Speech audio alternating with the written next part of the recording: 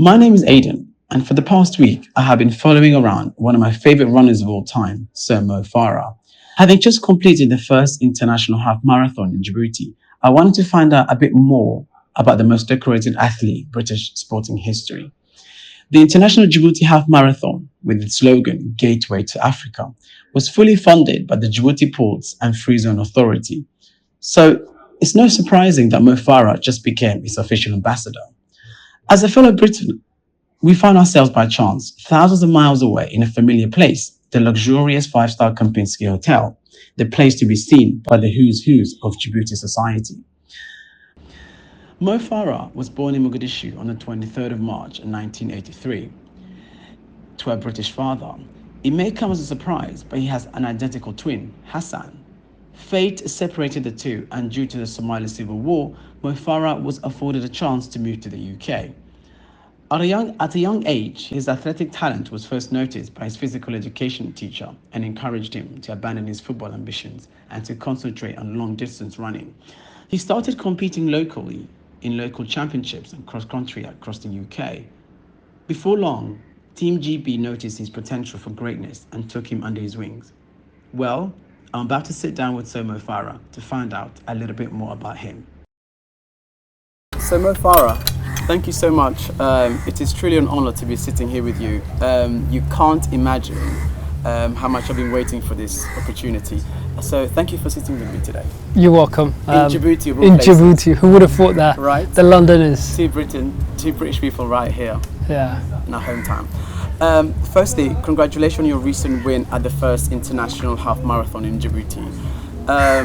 What did it mean to you to win this historic marathon in Djibouti, a country you briefly lived in before you immigrated to the UK? No, it's really nice to be back in Djibouti. As I said, like it's incredible even to meet you, to see another Londoner here, and just having a chat. It just shows how much the world is moving forward and how countries has moved forward. And for me, as a youngster, I remember in the streets, like running around, and then at the age of 8, I left to go to the UK, and then now I'm back. Obviously, having won so many medals for GB, UK, and got 4 Olympic gold medals in the same street, and then to come back here and to get much love from the people. To just see how it's developing, it's just nice. And as you said, it's changed a lot, hasn't it? It has changed a lot. Yes. What is the best part about competing in a marathon, do you think, personally for you?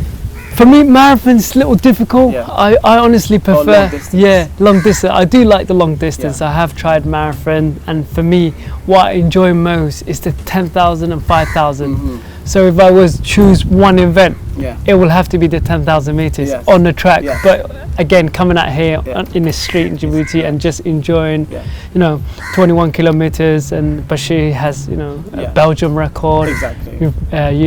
Not quite European record because some he's other not guy. on your level, but but he's there. He's there. He's getting there. Yeah. So, are you aware of how successful you are, or do you know your accolades, your accomplishments?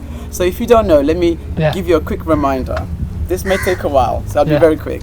You are the most successful British track athlete in modern Olympic Games history. You are the 2012 and 16 Olympic gold medalist in both the 5,000 and the 10,000 meters, as you've said. You are the second athlete in modern Olympic Games history after Lasse Viren, which you know, to win both the 5,000 and the 10,000 titles in successive Olympic Games. You are the second man in history after Kenenisa Bekele to win long distance double at successive Olympics and World Championships. The first in history to defend both distance titles in both major global competitions, a feat described as quadruple double, right? I'm sure you've had this many times. You've had an unbroken streak of 10 global final wins, the 5,000 meters in 2011, the 10,000 meters in 2017, and the double in 2012, 13, 15, and 16. You are the European record holder for the 10,000 meters, half marathon and 2 miles, the British record holder for the 5,000 meters, the British indoor record holder for the 3,000 meters, and the current world holder for the 1 hour run, indoor world record holder for the 2 miles. Finally, you are the most decorated athlete in British athletics history. That's very proud for me to say. With 10 global titles, you are the first British athlete to win 2 gold medals at the same World Championship, easily making you the most successful British track athlete in modern Olympic Games history. There's so much stuff to say, but I'm going to end it in 2017. You won the BBC Sports Personality of the Year as voted by the British public. I was actually one of those people. Go on. Yes, thank you, of course. Thank you. My Somali people. And you also won the 2017 IAF Diamond League title. So when you hear all those accomplishments, how do you feel? It makes me proud.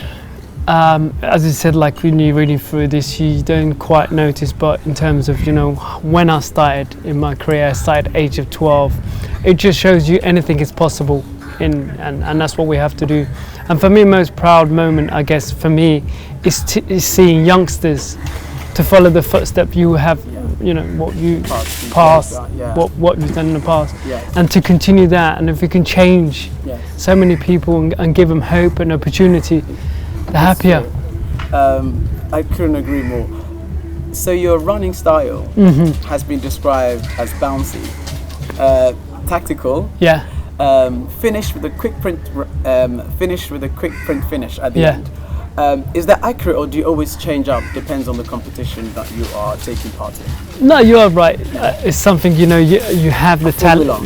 A formula. You have the talent, but talent can only get you so far. And within competition, you have to be willing to work hard. And for example, as you said, naturally, like if you put me on the track and try and sprint, you can't. You got to do everything in training.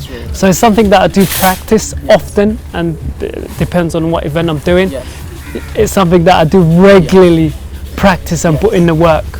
You used to train in Oregon, I believe. Correct, right? And then in recent years, you've been training in the highlands of Ethiopia. Why have you changed it? So for Why me, did you change the location? It's a good question. So in 2010, I moved to the US. I lived in the US for 7 years, and then I decided I want to come back to London. I miss London. I miss Arsenal. So I based myself in the UK. But when I'm in the UK and training for Pacific events, I'm always up in the mountains. Right now, like before I came to Djibouti, I was in Ethiopia for almost 2 months. Haven't seen family, kids, anything else. Just up in the mountains and just put in the work, and you know, the miles. And the reason why we do go to the highlands, as you said, is because of the elevation. It's true, the elevated air. And so when you are running on sea level, ground, like now, your lungs are obviously used I have more oxygen. You've got more oxygen. Yes, that's exactly right. So take me to one of the most iconic sporting moments in British Olympic history. I think you know what I'm talking about. The London 2012 Olympics. What did it mean winning in your hometown of London, winning the 5,000 meters and the 10,000 meters gold?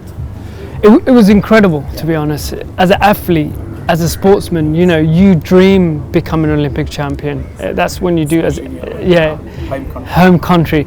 And for me, I just dream of. And one day I remember watching Sydney Olympics when I was young, and I was like at school, I was like, I want to be an Olympic champion. And then when we got the bid to have it in London, I was just like, that's possible. And just perseverance and just hard work, and just keep grafting, working, and that's what I did. And leading up to it, there was quite a lot of pressure. It was quite a lot of pressure. I almost cried because it really gave the nation. It not only did it kind of unified a lot of young black disenfranchised you know, and kids and stuff, but also the Somali diaspora around the world. Rooting for a Somali British athlete. I mean, really, there wasn't any British star who won. Athlete who won the 5,000. No, it's never happened. In decades, as I said, it's never happened. And that Super Saturday was myself, Jessica Ennis, Greg Rufford, and it's one of these things I'll never forget. Like 75,000 people cheering for you, carrying to the line. And secondly, as a nation, as everyone, didn't matter if you're from Scotland, Wales, Ireland, we were as one. Really rooting for you, One. Yes. And I think that was the day you became a household name. Overnight. Overnight. No, it was incredible. Overnight. So I think you've answered this question before, but do you see yourself as a role model now? Yes. No, I definitely see it, and I've always, you know, had an amazing teacher through high school, my PE teacher, who took me to the local club, and if it wasn't for him, then I wouldn't be in the sports. So for example, like I see it, and I'm always thinking, how can I give it back to the younger generation, younger kids? How can we develop them as early as possible and give them hope and a chance? And that's one of the reasons we came here in Africa when you know the COVID, everything's closed, to have an event to show them what is possible. And I think it's one of these things, like myself, me and you, if we have a vision, if we can see something, then it's only up to us to be able to give it to community, to younger kids, and give them hope and teaching them. It's not point giving something, feeding them. We have to teach them to be able to get on with it and to create. Exactly. And that's what I want to do. Discipline. Discipline, for sure. I think it does take a lot of discipline. Yes, you're absolutely right. So most elite runners usually retire in their late 30s. I'm more than I that. know you're approaching the big 40. Yeah. Do you see yourself retiring very soon? I think it all depends, as I said, like I'm still hungry, Yes. I still want it. Till you lose that, Exactly. it's hard to think about it. I remember like when I stepped away from 2017 when I won 5,000 and came second in, no, I came second in 5,000, won the 10,000. Yes. I remember like I want to try a new event because I wasn't as hungry, Yeah, exactly. but over time I realized like I want it. Yes. And as long as I keep wanting it and keep working, Yeah. but I think, as I said, like it's not, you can't go on forever, No, you can't. but there will be a Your moment. knees will give in one day. Exactly, So then and I think it's time to- get Tokyo Olympics at the way now, Yeah. and then see. Okay. So you are amongst the very few Black Britons that have received a knighthood. Yeah. In fact, you're the only British person of Somali origin that I know to receive a knighthood. How do you feel when you were knighted by the Queen, or how did you feel when you were knighted by the Queen? I was nervous. I wasn't sure what's gonna happen, but as I said, it just shows you what is possible. Yes. You know, for me, going to Britain, not even speaking a word of English, and then to go into it. But people forget your father was actually a British citizen. Yeah, but then even for myself, like I went as young, and as I said, like I got involved, and it just shows you what is possible. That's And I remember even watching like Manchester United, other clubs, and Sir Alex Yeah. Ferguson, his name, that you're like, wow, he's Sir. No, And then now you're one of them, and it's just I always incredible. call you sir. Yeah, So Mo they Fara. don't have to call me Sir, I'm just I think you deserve it. I think it's like, you know, calling somebody doctor. Doctor. something. It's just, you know. So last question. So Mo Fara. Thank you, mate. What is the most memorable moment in your sporting career so far? Most memorable moment Most memorable.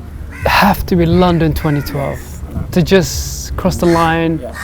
and then to see my wife know. and my oldest daughter. Your wife was everywhere by Yeah. the media. Yeah, Like, with her and she was flag. pregnant with my two girls. Yes, She was just like yes, hanging the out. twins, I believe. The like. twins, yeah. Yes. That was the proudest moment and happiest moment in my career in sports. Yes. Wow. Well, thank you so much. You're welcome. Thank you for this opportunity, and I hope to see you again, probably in London or in Djibouti one day. Now we'll see you here Okay. because the sun's there, Lovely. can chill.